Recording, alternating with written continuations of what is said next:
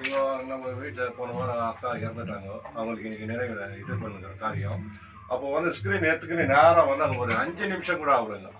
5 நிமிஷத்துக்கு கூட ஆகலாம். அப்புறம் அந்த வீட்டில் இருக்கிறவங்க எல்லாம் சகோதரிங்கெல்லாம் வந்து வீட்டில் என்ன எரிஞ்சிருக்குதுன்னு ஷார்ட் சர்க்யூட் ஆகிக்குது. அந்த நேரத்தில் வந்து நம்ம எம்சிக்கு வந்து இருக்கிறவங்க ஃபோன் பண்ணிக்கிறாங்க. அந்த சமயத்தில் நேரம் வந்து அது என்னென்ன செய்யணுமோ எல்லாம் எம்சி தான் வந்து முன்ன நின்று எங்களுக்கு செஞ்சு கொடுத்துருக்குறாங்க. ஏரியா பசங்களாம் வந்து எல்லாம் இதெல்லாம் ஒட்டியெல்லாம் மொத்த பேரும் உதவி பண்ணாங்க.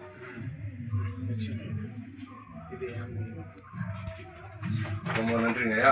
இது வரைக்கும் யாரும் ஒன்றும் இதெல்லாம் இதுக்கு எல்லாத்துக்குமே இவர் நம்ம எம்சி வந்து எங்களுக்கு நின்று ஆறுதல் சொல்லி ஒரு விஷயத்துக்கும் எல்லா கமிஷனர் வர்றதுக்கு எங்க மைண்ட்ஸ்காரங்க வர்றதுக்கு எல்லாத்துக்குமே அவர் தான் எங்களுக்கு முன்ன நின்று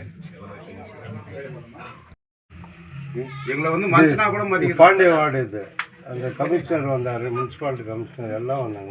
ಎಲ್ಲ 26ನೇ ತಾರೀಕು ನಮ್ಮ ದೇವಕಿ ಅನ್ನೋರ ಮನೆ ಶಾರ್ಟ್ ಸರ್ಕ್ಯೂಟ್ ಆಗಿ ಮನೆಯೆಲ್ಲ ಸುಟ್ಟೋಗಿದೆ.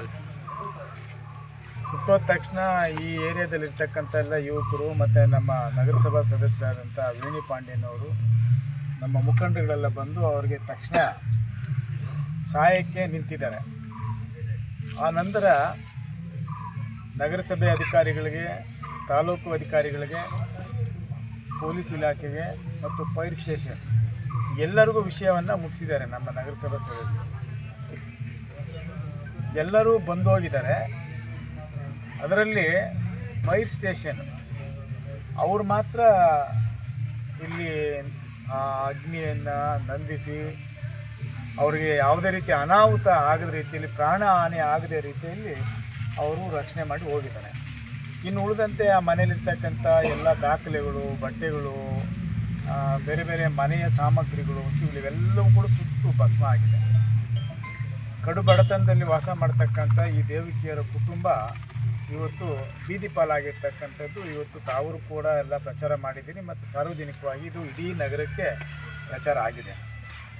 ಆದರೆ ಇಲ್ಲಿ ಆಡಳಿತ ಮಾಡ್ತಕ್ಕಂಥ ನಗರಸಭೆ ಅಧಿಕಾರಿಗಳು ಬಂದು ಹೋದ್ಮೇಲೆ ಇಲ್ಲಿ ತನಕ ಒಂದೇ ಒಂದು ಪರಿಹಾರನೂ ಕೂಡ ನಮಗೆ ಕೊಟ್ಟಿಲ್ಲ. ನೀವು ಊಟ ಮಾಡಿದ್ದೀರಾ, ನೀರಿದೆಯಾ, ಊಟ ಇದೆಯಾ, ಎಲ್ಲಿದ್ದೀರಿ ಅನ್ನುವಂಥ ಸೌಜನ್ಯದ ಮಾತುಗಳನ್ನು ಕೂಡ ಅವರು ಆಡಲಿಲ್ಲ ಅನ್ನುವಂಥದ್ದು ಮನೆ ಮಾಲೀಕರದ್ದು ಮತ್ತು ನಗರಸಭೆಯ ಸದಸ್ಯರು, ಇಲ್ಲಿಯ ಸ್ಥಳೀಯರದ್ದು ದೂರು. ಅದೇ ರೀತಿ ತಾಲೂಕು ದಂಡಾಧಿಕಾರಿಗಳು ಕೂಡ ಬಂದು ಹೋಗಿದ್ದಾರೆ ಅಂತ ಹೇಳ್ತಾರೆ. ಆದರೆ ಬಂದು ಹೋಗ್ಬಿಟ್ರೆ ಇವ್ರಿಗೇನು ಪರಿಹಾರ ಸಿಗ್ತದೆ? ಇಲ್ಲ ಅವ್ರ ಕುಟುಂಬ ಏನಾದರೂ ಇವತ್ತು ಸರಿ ಹೋಗಿದೆ?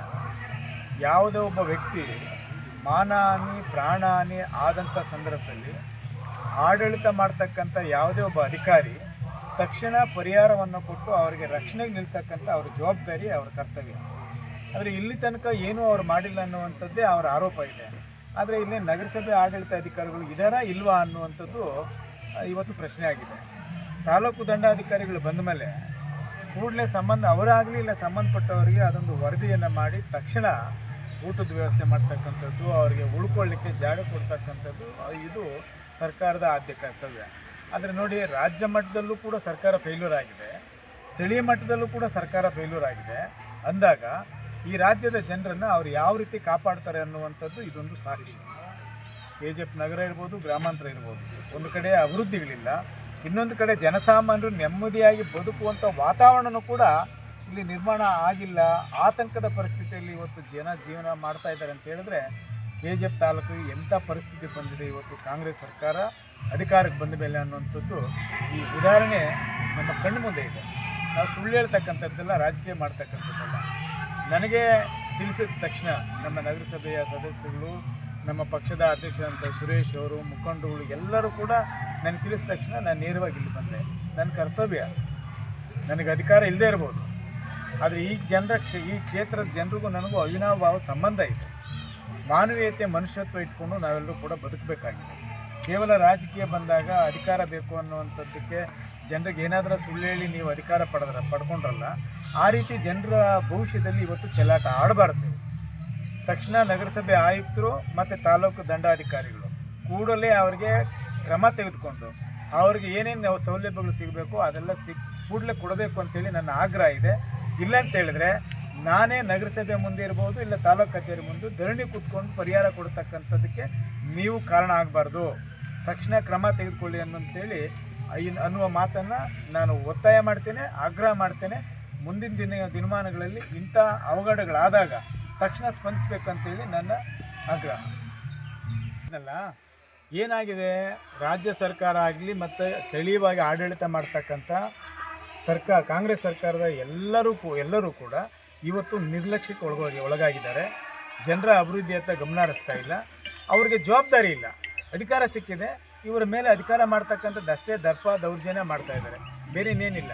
ನಿಮಗೆ ಉದಾಹರಣೆಗೆ ನೋಡಿ, ಮೊನ್ನೆ ನಾವು ಸಂವಿಧಾನ ಸಮರ್ಪಣಾ ದಿನಾಚರಣೆ ಮಾಡ್ತೀವಿ, ಅರ್ಥಗರ್ಭಿತವಾದಂಥ ಒಂದು ಕಾರ್ಯಕ್ರಮ. ಅದಾದ ಕೆಲವೇ 2-3 ದಿವಸಗಳಲ್ಲಿ ಅದು ಲ್ಯಾಂಡೇ ಕ್ಲಿಯರ್ ಆಗಿಲ್ಲ. ಅಲ್ಲೋಗಿ ನಾವು ಬಾಬಾ ಸಾಹೇಬ್ರ ಹೆಸರಲ್ಲಿ ಸ್ಮಾರಕ ಮಾಡ್ತೀವಿ ಅಂತೇಳಿ ನಿಮ್ಮನ್ನೆಲ್ಲರೂ ಕರ್ಕೊಂಡು ಪೂಜೆ ಮಾಡಿದ್ರು, ಗುದ್ಲಿ ಪೂಜೆ. ಅದೊಂದು ಸ್ಕೆಚ್ಚು ಅದೇನೋ ಮಾಡಿ ಫ್ಲೆಕ್ಸ್ ಹಾಕ್ಬಿಟ್ಟು ಅದನ್ನೆಲ್ಲ ಎಕ್ಸ್ಪ್ಲೇನ್ ಮಾಡ್ತಾಯಿದ್ರು. ನಾನು ನೋಡಿದೆ ನಿಮ್ಮ ಮಾಧ್ಯಮಗಳಲ್ಲಿ, ಕೋಡಿ ಆಗಿದೆಯಾ, ಲ್ಯಾಂಡ್ ಗ್ರ್ಯಾಂಟ್ ಆಗಿದೆಯಾ, ಕೋರ್ಟಲ್ಲಿ ಸ್ಟೇ ಸಿಕ್ಕಿದೆ. ಜನರನ್ನು KGF ಜನರನ್ನು ಹೆಂಗೆ ಯಾಮಾರಿಸ್ತಾರೆ ಅನ್ನೋದಕ್ಕೆ ಕಾಂಗ್ರೆಸ್ ಅವರು ಇದಕ್ಕೆ ಸಾಕ್ಷಿ ನಿದರ್ಶನ. ಮೊನ್ನೆ ಸ್ಮಾರಕ ನಿರ್ಮಾಣ ಮಾಡ್ತೀವಿ ಅಂತೇಳಿ ಸುಳ್ಳು ಹೇಳ್ಕೊಂಡು ಒಬ್ಬ ಶಾಸಕರು ಪೂಜೆ ಮಾಡ್ತಾರೆ ಅಂತ ಹೇಳಿದ್ರೆ ಇದಕ್ಕಿಂತ ಶೋಚನೀಯ ಸಂಗತಿ ಬೇರೆ ಇನ್ನೊಂದಿಲ್ಲ. ಸರ್, ಅಪ್ಕಮಿಂಗ್ ಮುನ್ಸಿಪಾಲಿಟಿ ಎಲೆಕ್ಷನಲ್ಲಿ BJP ಅವರು 35 ವಾರ್ಡಲ್ಲಿ ನಾವು ಕಂಟೆಸ್ಟ್ ಮಾಡಿದ್ದೀವಿ ಅಂತ ಹೇಳಿದ್ದಾರೆ. ಈ ಟೈಮಲ್ಲಿ ನೀವು ಏನಾದರೂ ಕ್ಯಾಪ್ಚರ್ ಮಾಡೋಕ್ಕೆ ಏನಾದರೂ ಐಡಿಯಾ ಇದೆ ಸರ್ ಮುನ್ಸಿಪಾಲಿಟಿ? ಅಲ್ಲ, ಯಾರು ಕಂಟೆಸ್ಟ್ ಮಾಡ್ತೀರಂತ ಹೇಳಿದ್ರೆ ಅದೇನು ಕೈಗೆ ತಗೊಂಡೋಗಿ ಹಿಡ್ಕೊಂಡು ಬರೋಂಥದ್ದಲ್ಲ. ಜನರು ನೋಡಿ ತೀರ್ಮಾನ ಮಾಡಬೇಕು. 35 ವಾರ್ಡಲ್ಲೂ ಕೂಡ ನಮ್ಮ ಅಭ್ಯರ್ಥಿಗಳನ್ನ ಹಾಕ್ತೀವಿ. ನಾವು ಎಲ್ಲರ ಹತ್ರ ಮತವನ್ನು ಕೇಳ್ತೀವಿ, ಆಯ್ಕೆ ಮಾಡಿ. ನಮ್ಮ ಏರಿಯಾ ಅಭಿವೃದ್ಧಿ ಆಗಬೇಕು, ಕುಡಿಯೋಕ್ಕೆ ನೀರಿಲ್ಲ, ಮನೆ ಇಲ್ಲ, ಮೂಲಭೂತ ಸೌಕರ್ಯಗಳಿಲ್ಲ, ಇವೆಲ್ಲವೂ ಮಾಡೋದಕ್ಕೆ ಒಂದು ಪಕ್ಷ ಬೇಕು, ಅದಕ್ಕೆ BJP ಅಂತೇಳಿ ಜನ ತೀರ್ಮಾನ ಮಾಡಬೇಕು. ಅವರು ಯಾವುದಕ್ಕೆ ಮರಳಾಗ್ತಾರೆ ಏನೋ ಗೊತ್ತಿಲ್ಲ. ಕಾಂಗ್ರೆಸ್ಗೆ ಅಧಿಕಾರ ಕೊಡ್ತಾರೆ, ಬೇರೆ ಪಕ್ಷಕ್ಕೆ ಅಧಿಕಾರ ಕೊಡ್ತಾರೆ. ಇವತ್ತು ಅದೇ ಪರಿಣಾಮನೇ ಈ ರೀತಿ ಎಲ್ಲ ಅನುಭವಿಸ್ತಾ ಇರೋದು, ಬೇರೆ ಇನ್ನೇನಿಲ್ಲ. ಇವತ್ತು ಕಾಲ ಮಿಂಚಿಲ್ಲ. ಮುಂಬರ್ತಕ್ಕಂಥ ಚುನಾವಣೆಯಲ್ಲಿ 35 ವಾರ್ಡಲ್ಲೂ ಕೂಡ BJP ಅಭ್ಯರ್ಥಿಗಳನ್ನು ನಿಲ್ಲಿಸ್ತೀವಿ. ನೀವು ದಯಮಾಡಿ BJP ಅಭ್ಯರ್ಥಿಗಳನ್ನು ಗೆಲ್ಲಿಸಿ. ನಿಮ್ಮ ಮನೆ ಬಾಗಿಲಿಗೆ ಬಂದು ಕೆಲಸ ಮಾಡ್ತಕ್ಕಂಥವ್ರು ನಾವು. ನಿಮ್ಮ ಮೇಲೆ ದೌರ್ಜನ್ಯ ದಬ್ಬಾಳಿಕೆ ಮಾಡೋಂಥವ್ರಲ್ಲ. ಆಮೇಲೆ ಕೋಲಾರಲ್ಲಿ ಕುತ್ಕೊಂಡು ಆಡಳಿತ ಮಾಡೋರಲ್ಲ. ನಾವು ನಿಮ್ಮ ಮನೆಗೆ ಬಂದು ನಿಮ್ಮ ಮನೆ ಹತ್ರ ಸಮಸ್ಯೆ ಕೇಳ್ಕೊಂಡು ಆಡಳಿತ ಮಾಡ್ತೀವಿ. ಧನ್ಯವಾದ. பார்த்துட்டு அவர் யாருக்கு சொல்லவானான்னு சொன்னார். அவர் செய்கிற உதவியை இருந்தாலும் சொல்கிற வேண்டிய கடமை. ஏன்னா வந்து யாரும் ஹெல்ப் பண்ணல, எந்த கவர்மெண்ட் அஃபீஷியல் எல்லாம் வந்து பார்த்துட்டு இது வந்து ஒரு கண்காட்சி பொருள் மாதிரி பார்த்துட்டு போனாங்க, தவிர எந்த உதவியும் பண்ணல. பாக்கெட்டில் சும்மா கூட இப்படி எடுத்து கொடுத்துட்டு போயிட்டுக்கலாம், தண்ணி வாங்கிக்கோங்க, சாப்பாடு வாங்கிக்கணும், அந்த உதவி கூட செய்யலை. ஏன் ஒத்தி நான் கவர்மெண்ட் பண்ணோன்னு கேட்டால், கவர்மெண்ட்டு தான் வந்து மக்களுடைய வந்து அதிகாரம் பண்ணுற அவங்க தான் வந்து இதெல்லாம் பண்ணோம். எங்களுக்கெல்லாம் இப்போ வந்து டர்ன் முடிஞ்சிச்சு. நான் முடியாதுன்னு சொன்னால் முனிசிபாலிட்டியில் போய் அடித்து வச்சு சண்டை போட்டு நான் கேட்டு பெற்று கொடுத்துருவேன். அடுத்த அதிகாரி வந்து இவர் ஆகிட்டார், கமிஷனர் வந்து பார்த்து அர்ஜி ஆக்குன்றாரு. அந்த வீட்டில் என்ன இருக்குது அர்ஜி சார் கூட பார்த்துட்டு போனார். அது உள்ள ஒரு பேப்பர், சின்ன பேப்பர் கூட இல்லை, அந்த அளவுக்கு எரிஞ்சிருக்குது. அர்ஜி ஆக்கி இதே மாதிரி தான் வந்து ஸ்விம்மிங் பாத்லைனில் ஒரு மரம் வந்து 4 வீட்டு மேலே விழுந்துச்சு சார். அந்த 4 வீட்டு மேலே விழுந்த மரத்தை வந்து நான் தான் வெட்டி, சொந்த காசு கொடுத்து நான் தான் வெட்டி, நான் வெளியே சொல்கிறேன், நான் வீடில் சொந்த காசு வெட்டி எந்த ஒரு அதிகாரி எல்லாம் வந்து பார்த்துன்னு போனாங்க. கமிஷனர்லேருந்து பிரசிடென்ட்லேருந்து எல்லாம் வந்தாங்க, வந்து பார்த்துன்னு போனாங்க, தவிர ஒரு ஹெல்ப்பும் பண்ணல. அதே மாதிரி இங்கே வந்து ஒரு சுரங்கம் இருந்துச்சு, அதே வந்து பார்த்துட்டு போய்ட்டு அந்த சுரங்கத்தை மூடினாங்க, தவிர அந்த வீட்டில் அந்த ஆள் என்ன நாங்கள் இன்னும் உயிரிழக்கிறாங்களான்னு கூட அவங்க வந்து கேட்கல. அந்த வீடு பூட்டு போட்டுது, இன்னும் அந்த பூட்டிலே தாக்குது. அந்த அம்மா வந்து ஒரு நாள் ஒரு வீட்டில் வந்து வாழ்ந்துருக்குறாங்க. அதெல்லாம் பார்த்தா வந்து நாங்கள்லாம் ஏழைங்க சார், நாங்கள் மைனிங் ஏரியாவில் இருக்கிறவங்க, இருக்கப்பட்டவங்க இல்லை. எங்களுக்கு வந்து இது போல் வந்து உதவி செய்யணும்.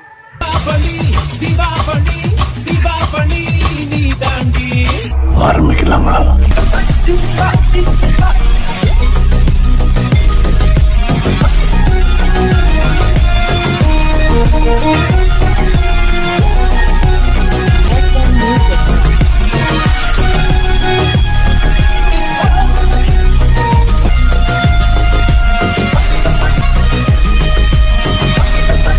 தரம் என்றும் நிரந்தரம், தரம் என்றும் நிரந்தரம், தரம் என்றும் நிரந்தரம். வாங்க.